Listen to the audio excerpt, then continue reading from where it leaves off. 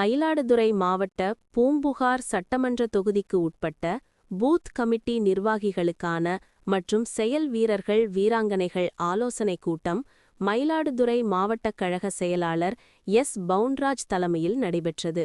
Booth committee கிளைக்கழக நிர்வாகிகளுக்கு 2026 சட்டமன்ற தேர்தலில் அதிமுக வெற்றி பெற அனைத்து நிர்வாகிகளும் அயராத பாடுபட வேண்டும் என கேட்டுக்கொண்டார். நிகழ்ச்சியில் சீர்காழி கிழக்கு ஒன்றிய கழக செயலாளர் ஏ.கே.எஸ். சந்திரசேகர் தலைமையில் மயிலாடுதுறை மாவட்ட கழக செயலாளர் எஸ். பவுன்ராஜ் முன்னிலையில் நடைபெற்றது.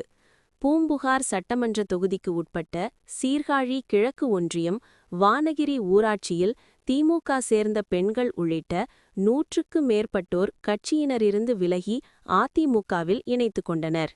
அவர்களுக்கு மாவட்ட கழக செயலாளர் எஸ். பவுன்ராஜ் கழக துண்டை போர்த்தி வரவேற்றார். நிகழ்ச்சியில் கழக நிர்வாகிகள் ஏராளமானோர் பங்கேற்றனர். செய்திகளை உடனுக்குடன் தெரிந்து கொள்ள லைக் பண்ணுங்க, ஷேர் பண்ணுங்க, சப்ஸ்கிரைப் பண்ணுங்க, மறக்காம கமெண்ட் பண்ணுங்க.